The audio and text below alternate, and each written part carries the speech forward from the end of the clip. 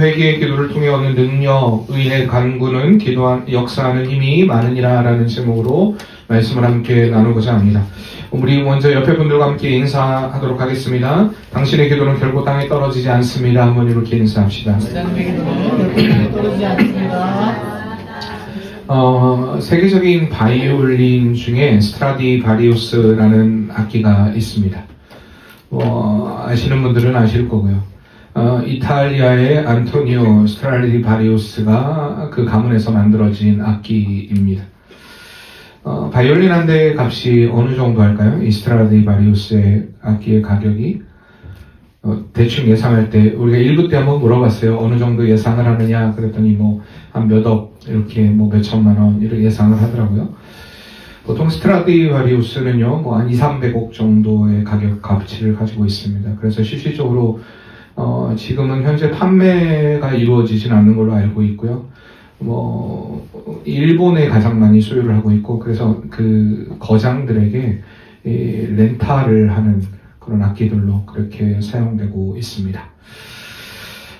이 악기가요, 정말 수십억에서 수백억까지 호가는 악기인데, 이 굉장히 아름다운 소리를 냅니다.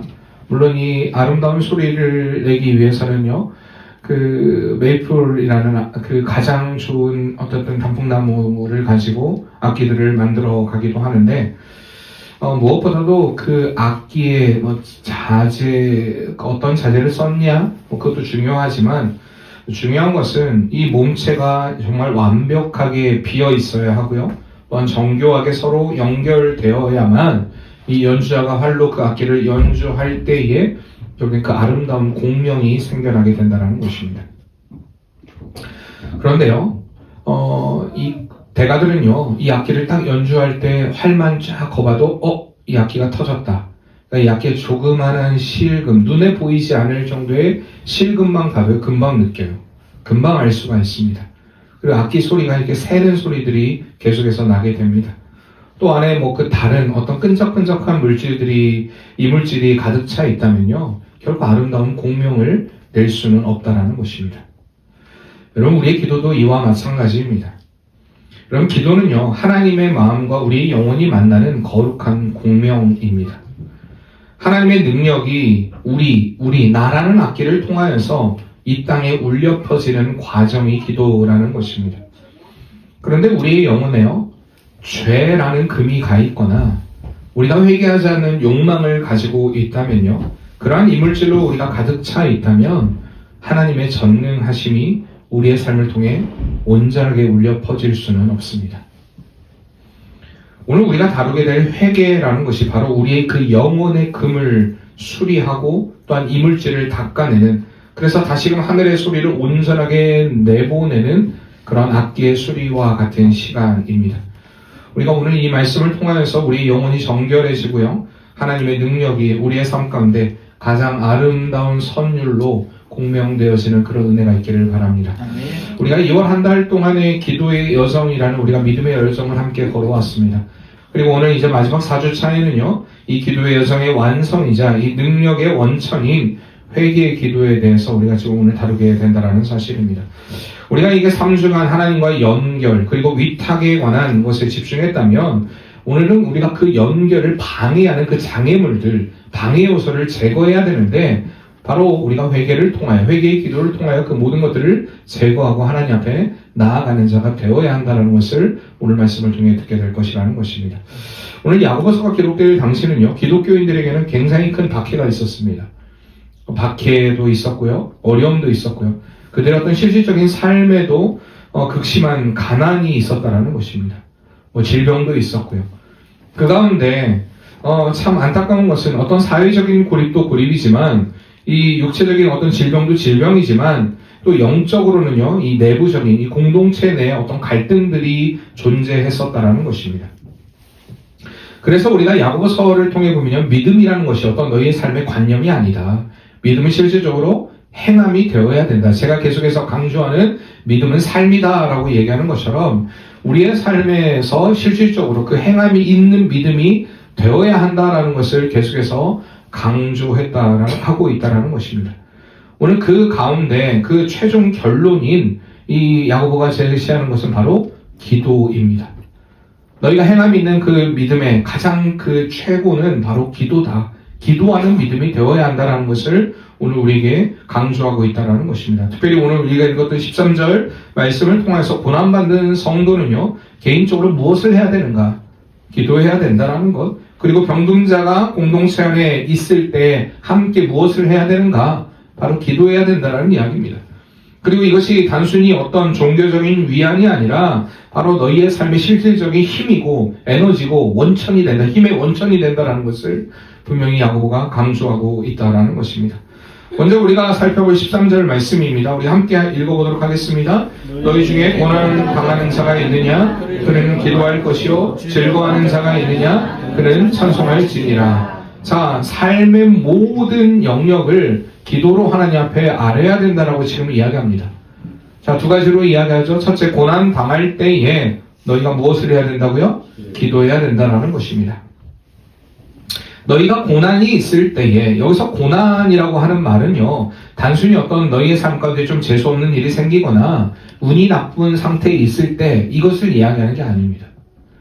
여기서 고난이라고 하는 것은요, 정말 악한 상황 속에 처해 있음으로 인하여서 마음이 짓눌리고 정말 신음이 터져나올 수밖에 없는 그러한 상황 가운데, 정말 말할 수 없는 그 심한 고통 가운데 너는 무엇을 해야 되는가? 바로 기도해야 된다라고 우리에게 가르치고 있다는 것입니다.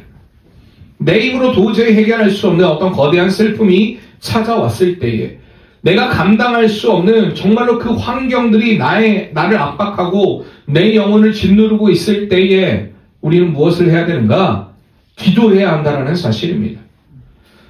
여러분, 누구나 아프면요, 아프다고 악 하고 비명을 지릅니다. 계속해서 소리를 질러요. 나 아파요. 내가 얼마나 아픈 줄 알아요? 요즘 우리 하모니가 입병이 생겨가지고요, 계속 날마다 혀 그래요. 날마다. 그냥 하모니 아픈 건 다 알아요. 왜요? 항상 부르짖고 있어요. 자기 혀 아프다고.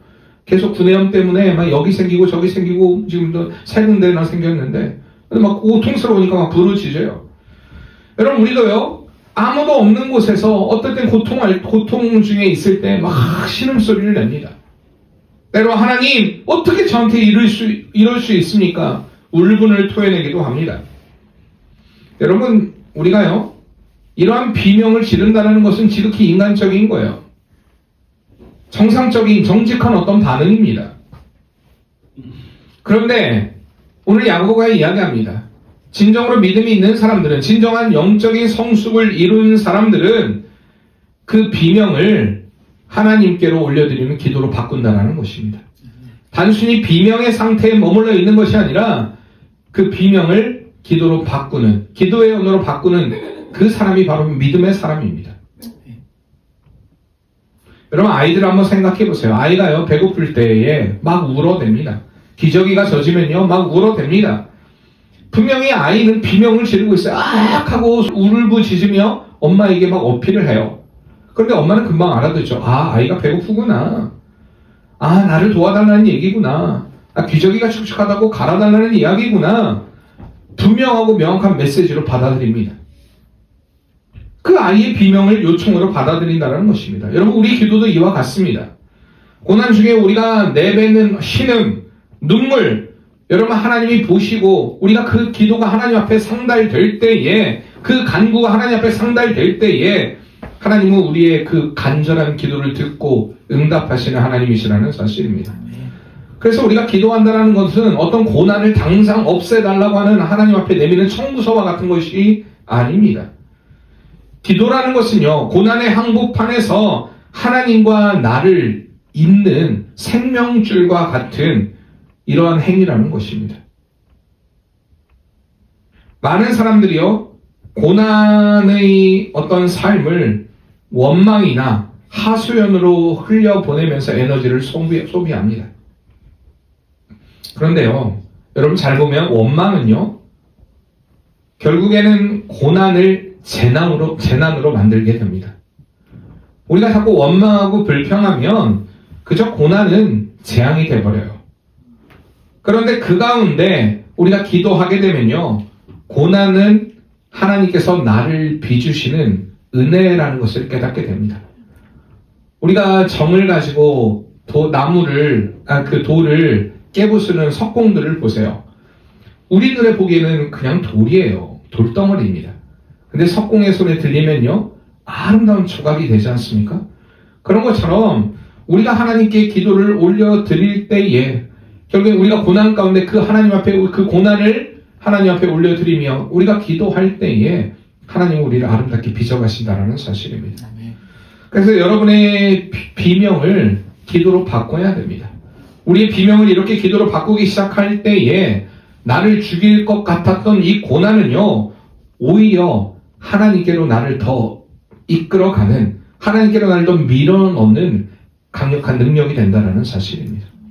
그래서 하나님의 더 큰 은혜를 우리가 느끼고 누리고 만질 수 있는 이런 기회가 된다는 사실을 꼭 기억하시길 바랍니다. 그런데 여러분이 고통 가운데 홀로 소리 지르면서 잊지 마시고요. 여러분의 비명을요, 하나님께로 향하는 기도로 바꾸는 은혜가 있기를 바랍니다. 비명을 기도로 바꿔야 돼요. 그리고 이어지는 말씀의 13절 하반절에 보면요, 고난당하는 중에 기도하라 하면서 또한 두 번째 보면요, 즐거워하는 자가 있느냐 그는 찬송하라 라고 이야기합니다. 여러분, 즐거울 때 야고보가 무엇을 하라 이야기합니까? 찬송하라 이야기합니다. 근데 여기서 찬송이라고 하는 것은요, 결국에는 곡조 있는 기도입니다. 우리의 찬양은요, 하나님 앞에 올려드리는 곡조 있는 기도가 되어야 합니다. 기쁠 때 사람들은요, 쉽게 하나님을 잊어버려요. 내가 그저 운이 좋아서, 내가 실력이 좋아서 어떤 이 기쁨이 찾아왔다라고 착각하는 이들이 너무나 많이 있습니다. 그리고 자아도취합니다. 그런데요, 찬송이라는 것이 무엇이냐? 내가 기쁠 때 찬송한다라는 것은 결국에 내 기쁨의 출처가 오직 하나님이라는 것을 지금 공적으로 선포하는 것입니다. 아, 내 기쁨의 근원은 하나님이십니다. 내가 지금 이렇게 기쁨을 누릴 수 있는 건 하나님의 은혜입니다. 결국에 하나님을 찬양한다는 것은 우리의 기쁨은 내 만족이 아니라 하나님이 나를 그렇게 나에게 베푸신 은혜로 인하여서 내가 결국에는 하나님을 찬양할 수 있는, 내가 하나님께로 나아갈 수 있는 그런 은혜를 주셨다는 것을 분명히 깨닫고 하나님께 영광을 돌리는 행위가 된다는 사실입니다.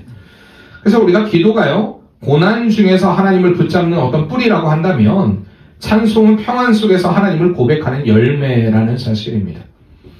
여러분, 그럼 이처럼 우리는요, 삶의 모든 순간, 다시 말하면 고통 중에 있을 때도 즐거움이 있을 때도 우리는 하나님께 기도하는 자가 되어야 됩니다. 우리의 찬양을 통해 또한 기도를 올려드리고 또한 고통 중에 신음 중에 우리가 부르짖는다 할지라도 그 부르짖음을 우리 기도로 바꿈으로 인하여서 하나님 앞에 그 모든 문제를 가지고 나아가는 그런 성도가 되어야 함을 오늘 야고보서는 우리에게 강조하고 있다는 것입니다. 그러면서 구체적인 이야기들을 합니다. 14절 말씀해 보면요, 너희 중에 병든 자가 있느냐 그는 교회의 장로들을 청할 것이요 그들은 주의 이름으로 기름을 바르며 그를 위하여 기도할지니라 라고 말씀하고 있습니다. 야고보서는 이제 구체적으로 질병이라는 어떤 삶에 있어서 찾아오는 아주 실질적인 문제를 가지고 지금 이야기하고 있습니다. 병든 자들에게 이야기하기를 교회의 장로들을 청하라 라고 이렇게 이야기합니다. 여러분, 이것은요, 질병의 문제를 개인적인 어떤 외로운 투쟁으로 남겨두지 말라라는 것입니다. 신앙의 공동체, 영적인 질서 그리고 권위 안에 가지고 들어오라는 그런 뜻입니다. 여러분, 고난이 깊어지면요, 사람은 고립되고 싶어 합니다. 나 혼자 해결하자라는 생각이 우리에게 들기도 해요. 근데 이것은 영적인 교만이라는 것입니다. 제가 아는 어떤 분도요, 날마다 이야기를 해요. 분명히 아프고 힘든 일이 있는데 이야기하지 않아요. 왜 이야기하지 않느냐? 그러면요, 교회에 덕이 안 되니까 이야기하지 않는데요. 여러분, 가족이요, 만약에 아파요. 너무나 아프고 고통 가운데 있는데 가족한테 아무지도 말도 하지 않아요. 그리고 혼자 끙끙 앓고 있다고 생각해 보세요. 나중에 여러분 그 문제가 해결되고 난 후에 난 사실 그때 그렇게 고통스러웠다, 그렇게 아팠다. 여러분, 그 이야기를 들으면 기분 좋아할 가족은 아무도 없어요. 왜 그때 얘기하지 않았냐? 왜 그때 어렵다고 힘들다고 나에게 이야기하지 않았냐? 여러분, 교회는 그렇게 가족이 되어줘야 됩니다.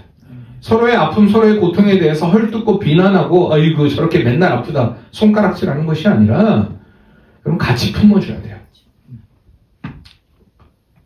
저도 많이 아파가지고 할 말은 없습니다만 제가 병원에 있을 때요, 병원에 아파가지고 그때 어떤 아픔 때문에 있었는지는 잘 모르겠어요. 좀 아팠어요. 수술을 했어요. 아마 제 기억으로는 쓸개를 떼냈을 때 같아요. 굉장히 아프거든요.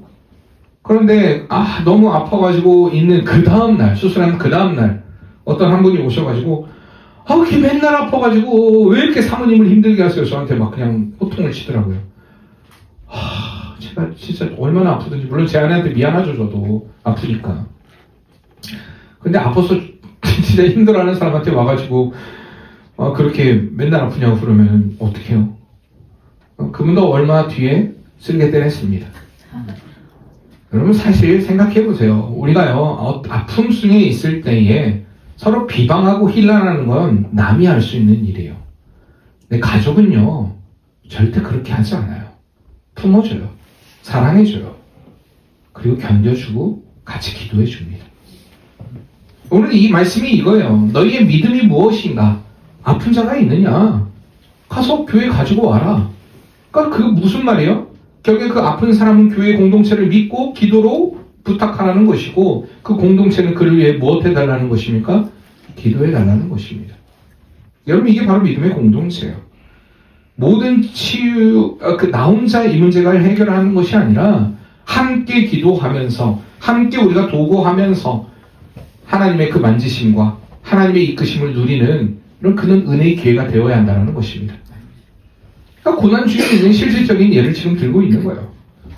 그러면서 또 뭐라고 얘기합니까? 기름으로 바르라 라고 이야기합니다. 여러분 이것은요, 기름을 바른다라는 것은요 치유하는 거예요. 치유의 역사를 지금 실질적으로 기름을 바름으로 인해서 당시에 그런 상처들을 치유하고 하는 일들이 있었습니다. 동시에 이것은 성령의 임재를 상징하는 말입니다. 우리가 아플 때에 병원을 찾는 정직한 노력, 하나님의 긍휼을 구하는 영적인 간구가 여러분 분리돼서는 안 된다는 것입니다. 여러분 기름을 바르는 행위가요 실제로 치유하는 행위예요. 오늘날로 말하면 연고를 바르는 행위예요. 내가 어떤 상처가 생겼는데 나는 기도할래. 그리고 연고를 바르지 않아요. 여러분 그건 믿음 있다라고 말할 수 없어요. 믿음을 가지고 연고를 발라야 돼요. 연고를 바르지만 우리가 또 믿음의 기도를 해야 돼요. 뭐라고 해요? 하나님, 내가 지금 연고를 바릅니다. 낫게 해주세요. 그게 무슨 말이에요? 나를 낫게 해주시는 분은 하나님이십니다라는 것을 인정하는 거예요. 이해하시죠? 무슨 말인지. 여러분 감기 걸리면 병원에 가세요. 약도 드세요. 근데 병원에 가서 의사가 고치는 것이 아니라, 그 약이 고치는 게 아니라 결국에 고치게 하시는 분은 하나님이시라는 것을 믿어야 한다는 것입니다. 그러니까 우리가 일상에서 일어나는 그 모든 일들, 간혹 어떤 이들은 그래요. 그것도 하나님의 뜻이야? 네, 하나님의 뜻입니다. 그것도 하나님의 이끄심이야? 네, 하나님의 이끄심입니다. 근데 우리는 자꾸 이걸 분리해요. 내 노력이 들어가면, 내 어떤 헌신이 들어가면 하나님이 일하지 않은 것처럼 이야기를 해요. 어떤 사람이 운전을 하고 와요. 먼 길을 운전하고 오는데 막 졸지 않으려고 정신을 차리고 막 운전하고 와요. 옆에 있는 아내는 하고 골참을 하고 있어요. 막 나 혼자 막 졸지 않으려고 힘도 쓰고 막 졸음을 방지하는 껌도 씹고 막 뺨도 때려가고 창문도 열어가면서 그러면 집에 왔어요. 그러면 원망하기 시작해요. 당신은 그렇게 옆에서 코나 굴고 자고 있고, 내가 그래도 이렇게 안전하게 운전하려고 얼마나 노력하고 힘쓰고 애썼는지 알아? 근데 여러분, 하나님의 은혜라는 걸 아는 사람들은 어떤 고백이 흘러나오겠습니까? 하나님, 이런 가운데서도 나를 안전하게 지켜주시고, 비록 아내는 나를 버렸지만 하나님이 나를 지켜주시고 나와 함께 해주시고 이 운전대를 잡아주시고 이 집에까지 안전하게 올 수 있게 하신 감사합니다. 감사는 해도 물론 당신 어떻게 그럴 수가 있어? 라고 말은 나올 수도 있어요. 그런데 하나님의 은혜를 아는 사람은 먼저 하나님께 감사의 고백을 드리게 된다는 것입니다. 그럼 우리는 생각해야 돼요. 여러분 병원이 들었을 때 의술은요 도구일 뿐이에요. 실질적으로 그 일을 이루시는 분은 하나님이십니다. 그러니까 우리의 모든 삶이 하나님에 있다는 것을 인정해야 한다는 거예요. 그러면서 15절에 보면요 믿음의 기도에 관한 이야기를 합니다. 믿음의 기도는 뭐라고 얘기합니까? 병든 자를 구원하리니 라고 이야기해요. 여러분 믿음의 기도는 병든 자를 구원하리니 결국에는 이 육체의 질병을 낫게 해준다는 이야기입니다. 그런데요 이것이 단순히 어떤 육체의 질병만 낫게 해준다는 이야기가 아니라 영혼의 구원까지 아우르는 전인적인 회복을 이야기한다는 것입니다. 그러면서 이어지는 말씀이 바로 이거예요. 자, 믿음의 기도는 병든 자를 구원하리니 주께서 그를 일으키시리라. 그러면서 그 뒤에 뭐라고 얘기합니까? 혹시 죄를 범하였을지라도 사하심을 받으리라. 여러분, 이게 되게 중요한 말씀이에요. 뭐 당시, 요즘에도 그렇지만 당시에요, 병이 들면요, 대부분 사람들이 병이 들었을 때에 죄 때문에 병들었다라고 생각하는 인식들이 굉장히 강했어요. 그래서 병든 사람을 향해 아주 비난하고 힐난하는 일들이 많이 있었다는 것입니다. 아휴, 저 사람 무슨 죄를 져가지고 저렇게 몸이 아플까? 저렇게 또한 팔다리를 저는 사람이 됐을까? 자꾸 이렇게 어떤 정죄로 끌고 갔다라는 것입니다. 근데 오늘 야고보가 뭐라고 얘기하냐? 믿음의 기도는요, 정죄하는 자가 아니라 그를 위해 함께 기도해 주는 자라는 것입니다. 그의 아픔을 나의 아픔으로 느끼고 함께 기도해 줄 때에 그의 병도 낫게 될 뿐만 아니라 무슨 얘기냐? 죄의 문제도 해결되게 된다는 것입니다. 함께 그래서 기도해야 돼요. 그의 질병 때문에 때로는 하나님과의 관계가 깨어짐으로 인하여서 어떻게 보면 영적인 신호를 그에게 보내준 것일 수도 있어요. 그렇다 할지라도 함께 기도해 줌으로 인하여서 결국에 그 영혼이 살아나는 역사, 다시금 회개하고 하나님께로 돌이키는 은혜 역사가 일어날 수 있다라는 것입니다. 그렇기 때문에 오늘 16절 말씀에 그러므로 너희는 죄를 서로 고백하고 병 낫기를 위하여 서로 기도하라 라고 이야기합니다. 실질적인 이런 일들이 일어나야 한다는 것입니다.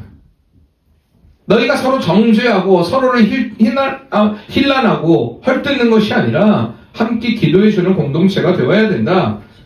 먼저 야고보가 제시하는 건 죄를 서로 고백하라는 거 이야기하고 있습니다.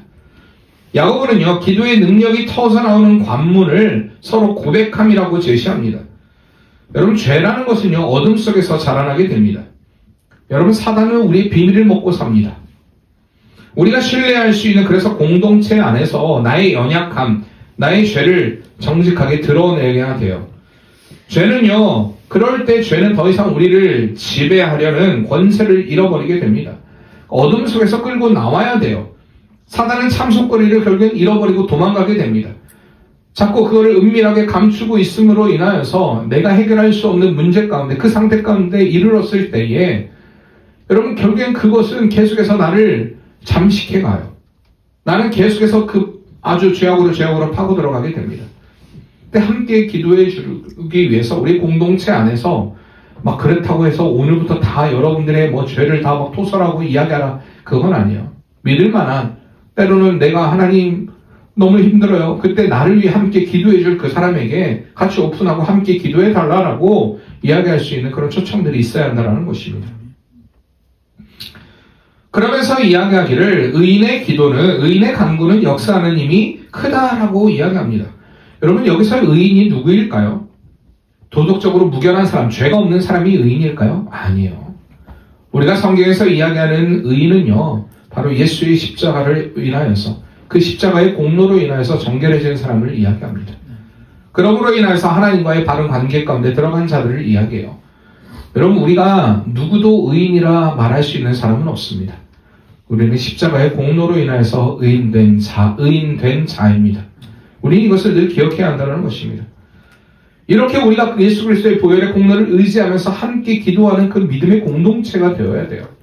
하나님께 간구해요. 그러할 때 역사하는 힘이 크다라고 이야기합니다. 여기서 역사하는 힘이라고 하는 것이 영어로 나중에 번역됐는데 그게 바로 에너지예요. 에너지. 우리에게 힘이 생긴다는 것입니다. 기도는 어떤 정적인 명상이 아니에요. 명상의 시간, 금요일도 말씀을 드렸지만 그런 게 아니에요. 기도는 보이지 않는 영적인 엔진을 가동하는 동력이 됩니다. 의인이 기도할 때에 하나님의 능력이 이 땅의 물질적 현실 속에서 뚫고 나와서 상황을 바꾸고 사람을 변화시키고 실질적인 에너지로 작동하게 된다는 것입니다. 여러분, 그래서 우리는 기도의 능력을 무시해서는 안 돼요. 여러분, 기도는 살리는 능력이 있습니다. 기도는 변화시키는 능력이 있습니다. 우리는 그것을 분명히 믿어야 돼요. 계속해서 그래서 아무 일도 일어날 것 같지 않아 보이지만 우리는 기도하는 자가 되어야 됩니다. 왜? 그 기도를 통해 하나님은 일하시기 때문입니다. 예수 그리스도의 보혈의 공로를 의지하며 그분을 믿고 신뢰하며 기도할 때에 여러분, 기도는 그 하나님의 놀라운 일하심을 드러내는 능력이 된다는 사실입니다. 오늘 1부 때도 그런 말을 했어요. 여러분들이 신앙생활을 얼마 하지 않은 사람들, 내가 순수한 마음으로 신앙생활하는 사람들에게는요, 기도의 능력도 더 강력하게 일어나요. 별거 안 했어요. 하나님 도와주세요 라는 그 기도 한 번으로도 막 기도의 응답이 일어나고 역사들이 일어나는 경우도 체험하게 돼요. 그래서 제가 처음 믿는 사람들에게 늘 하는 이야기가 있어요. 지금 하나님의 역사는 그 역사가 눈에 보일 수 있다. 더 그래서 하나님을 찾고 구해야 된다. 놀라운 하나님의 은혜 만지심이 있다라는 것을 계속해서 이야기해요. 그렇다고 오래 믿은 사람에게 능력이 안 나타난다는 건 아니에요. 그런데 그에게는 이미 많은 것들을 보여줬어요. 그리고 이미 성경을 통해 계속해서 깨닫게 하세요. 민감해야죠. 더 간절함으로 하나님을 찾아야죠. 어쨌든 우리가 예수 그리스도를 의지하여 그 보혈의 공로를 의지하여 하나님께 나아가고자 하는 자들에게 그 의인의 간구와 기도는요, 놀라운 은혜의 역사를 일으킨다는 사실을 꼭 기억하시길 바랍니다. 제 친구의 아버지가요, 그 아버지를 위해서 1부 때도 잠깐 그냥 대충 얘기하다가 말았는데 아마 교회들이 기도했어요. 왜냐면 그 어머니가 자신의 남편, 그러니까 자신의 남편에 대한 그게 기도의 제목이었어요. 제발 남편이 교회에 좀 나왔으면 좋겠다. 신앙생활을 함께 했으면 좋겠다. 그래서 우리 가족이 함께 다 예수님을 믿었으면 좋겠다. 그런데 요지부동이에요. 믿지를 않아요. 그런데 어느 날 교회에서 부흥회를 한다고 하니까 그 남편한테, 교인들한테 기도 부탁을 하고요. 그리고 그 남편에게 한번 부흥회를 가자 이야기를 했어요. 그러니까 교인들도 같이 함께 기도를 하고 그리고 나서 교회에 왔는데 정확한 제가 기억이 안 나요. 첫째 날인지 둘째 날인지 셋째 날인지 기억이 안 나는데 아마 첫째 날이었던 것 같아요. 부흥회 딱 온 날 목사님이 설교를 하시고 기도를 하는데 자기는 이제 교회 처음 나왔으니까 기도를 할 수 있겠어요? 멀뚱멀뚱 이렇게 쳐다보고 있는데 여기 강대상에 있던 십자가에서요 어떤 예수님의 형상이 보이면서 막 눈물을 막 흘려보내요. 막 눈물이 막 흐르더래요. 근데 그게 막 그냥 그 안에 홍수처럼 흘러가듯이 막 눈물을 흘리는데 그 눈물이 자기 때문에 흘리는 눈물이라는 걸 깨닫게 되고 그때부터 회개하기 시작하고요. 기도하기 시작하고 그래서 신앙생활을 하게 됐어요. 여러분, 그를 위해 기도했던 이들의 기도를 하나님이 응답해 주신 것입니다. 여러분, 이런 기도는 이렇듯 우리의 모든 상황을 변화시켜요. 아, 내가 볼 때는 아무 일도 일어나지 않을 것 같은데. 여러분, 그러나 우리는 기도하는 자가 되어야 할 줄 믿습니다. 정말 살아있는 하나님의 그 에너지, 능력을 느끼기 위해서 우리는 기도해야 한다는 거예요. 근데 우리가 좀 오해하는 게 있어요. 내가 얼마나 간절히 기도했는가? 내가 혹은 얼마나 오랜 시간 기도했는가? 이것이 우리의 기도의 능력을 결정한다라고 믿는 이들이 있어요. 여러분, 그러나 기도의 능력은요, 어떤 기도를 드린 사람의 열심이 아니에요. 바로 기도를 들으시는 하나님의 전능하심에 있음을 믿으시길 바랍니다. 그러니까 우리가 전능하심을 의지하며 기도해야 된다. 오늘 이 말씀에 위로를 얻고 그렇구나. 기도는 길게 하는 게 아니구나. 그냥 짧게 한마디만 하면 되는구나. 여러분들 이렇게 생각해서는 안 돼요. 그 은혜 아닙니다. 우리는 날마다 하나님께 간구해야 돼요. 성경이 분명히 얘기해요. 너는 내게 부르짖으라. 우리가 첫째 시간에 들었잖아요. 부르짖어야 돼요. 그런데 기도라는 것은요, 내 열심이 아니라 하나님의 능력, 전능하심에 있다는 것입니다. 우리 그것을 믿고 기도하는 거예요. 하나님의 그 전능하심을 믿습니다. 그런데도 불구하고 우리가 왜 기도에 힘이 없는가? 그게 오늘 바로 말씀의 핵심이에요. 바로 죄가 있기 때문에 그래요. 하나님과 나 사이를 가로막는 이 죄로 인하여서 그 흘러보내는 통로인 우리가 오염되었기 때문이라는 것입니다. 죄라는 것은 하나님과 나를 사이를 가로막는 그런 어떤 찌꺼기와 같은 것입니다. 그럼 우리가 회개하지 않고 드리는 기도는요, 막힌 하수구에 계속해서 물을 붓는 것과 똑같은 행위예요. 그럼 회개는요, 그 막힌 곳을 뚫어 하나님의 전능하심이 내 삶의 문제의 한복판으로 쏟아 들어오게 하는 유일한 방법이 된다는 사실입니다. 그래서 회개의 기도는요, 능력을 얻기 위한 수단이 아니라 이미 준비된 하나님의 능력을 수용하기 위한 준비입니다.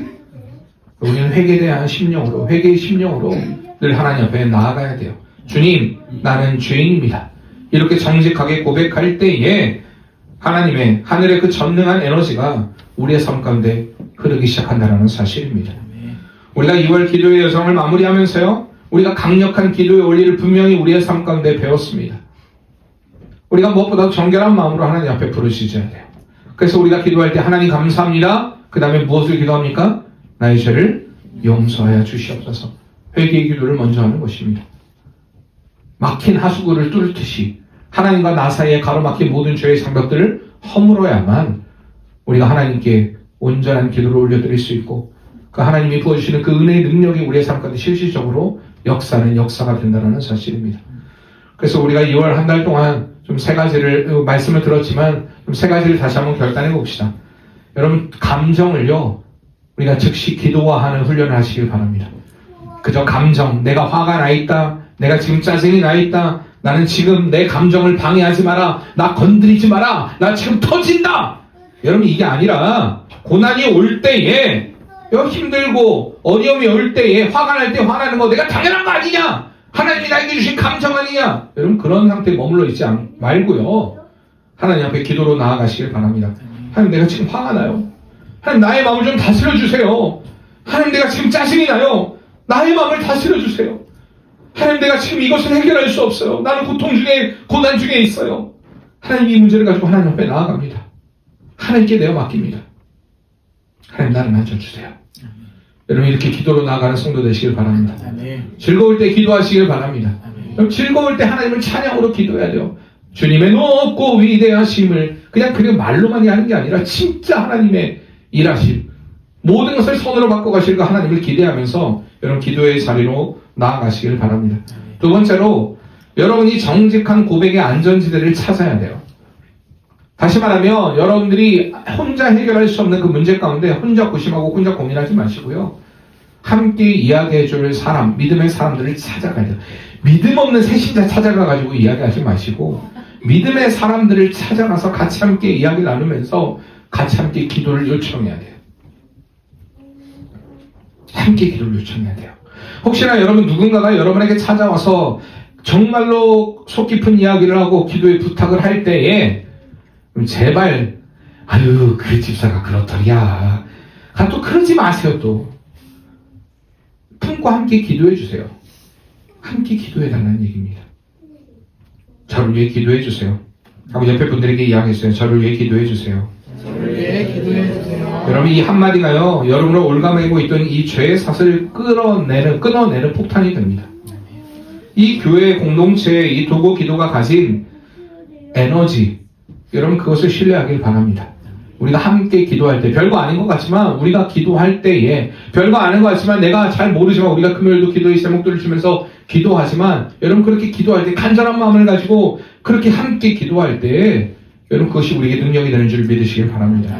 세 번째로, 여러분 회개로 우리의 통로를 잘 닦아내시길 바랍니다.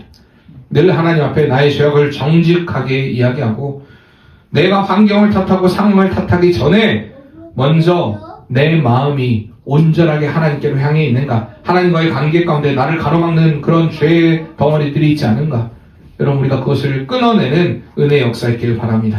그러므로 인하여서 늘 정결해진 마음으로 하나님께 기도를 드림으로 인하여서 하나님의 선한 응답을 받는 복된 삶이 되시길 바랍니다. 우리가 2월 한 달 동안 기도의 여정을 완주했습니다. 부르짖음으로 시작하여 골방의 깊은 대화, 염려를 평강으로 바뀌는 위탁에 대해서 우리가 함께 말씀을 나눴습니다. 그리고 오늘은 회개를 통해 하나님의 능력이 내 삶 가운데 실제적인 에너지로 작용하게 만드는 그런 의인의 간구에 대해서 우리가 말씀을 들었습니다. 여러분, 기도는요, 고난 중에 비명이 찬송으로 바뀌는 신비입니다. 질병의 고통이 전인적인 치유로 승화되는 통로가 바로 기도라는 사실입니다. 우리가 하나님 앞에서, 그리고 지체들 앞에서 정직해질 때에 우리의 기도는요, 더 이상 중언부언하는 기도가 아니라 여러분 세상을 뒤흔드는 강력한 에너지가 될 줄 여러분 믿으시길 바랍니다. 이제 우리가 마지막 주간 우리의 기도를 맡고 있는 죄의 담을 여러분 회개로 허무는 시간 되시길 바랍니다. 주여, 내가 죄인입니다 라고 정직하게 고백할 때에 하늘의 모든 자원이 여러분을 위해 움직이기 시작한다는 사실, 하나님이 일하기 시작한다는 사실을 여러분 꼭 기억하시길 바랍니다. 오늘 말씀에 우리가 요절이기도 합니다. 의인의 간구는 역사하는 힘이 많으니라. 한번 다시 한번 해봅시다. 의인의 간구는 역사하는 힘이 큼이니라. 자, 오늘 성경대로 한번 해봅시다. 의인의 간구는 역사하는 힘이 큼이니라. 아멘. 여러분, 의인의 간구는 역사하는 힘이 큽니다. 이 약속을 믿고 여러분의 삶과 여러분의 일터, 여러분의 가정에서 생생하게 그 기도의 능력을 체험하는 복된 삶이 되시길 바랍니다. 여러분, 기도의 여정이 끝난 게 아니에요. 2월달 기도의 여정 드디어 끝났구나. 3월달이 무슨 여정입니까? 예배의 여정입니다. 여러분, 우리가 기도의 여정이 끝난 게 아니에요. 우리가 더 이제 정직한 회개, 간절한 도구를 통해 일하시는 하나님을 경험하는 것들이 1년 동안 계속해서 이루어져야 될 일입니다. 아니, 우리의 평생에 여러분 계속해서 그 기도의 역사들이 일어나야 할 줄 믿습니다. 우리의 삶 가운데 놀라운 일을 행하실 여러분 그 하나님을 기대하면서 우리의 한 달을, 우리의 한 해를, 우리 한 주간을, 우리의 평생을 여러분들 기도의 승리자로 살아가는 그런 복된 성도의 삶이 되시길 바랍니다. 옆에 분들에게 인사합시다. 기도합시다. 기도합시다. 당신을 통해 기도의 능력이 나타나길 원합니다. 꼭 그렇게 되기를 원합니다. 한 번 더요. 그러려면 기도하셔야 됩니다. 아멘. 기도할 수 있는데 왜 걱정하십니까?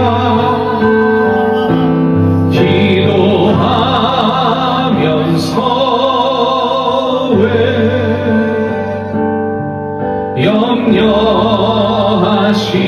염려하십니까?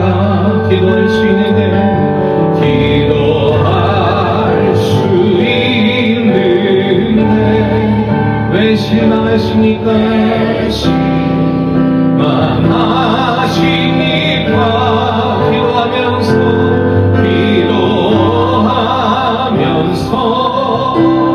왜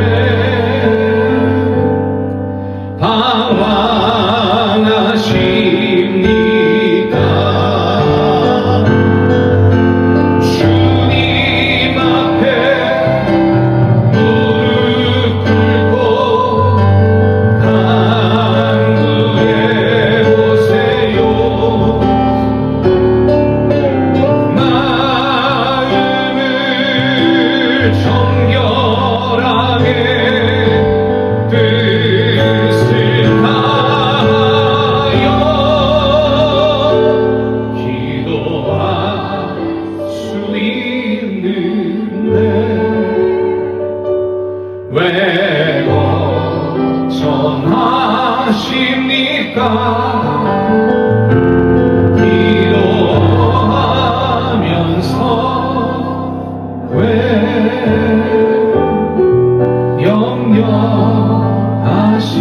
염려하십니까? 하나님, 우리가 기도의 사람이 되기를 원합니다. 날마다 우리의 간구, 우리의 기도를 듣기를 원하시는 그 주님 앞에 정직하게 아내는 우리 사랑하는 성도님들의 삶이 되게 도와주시옵소서.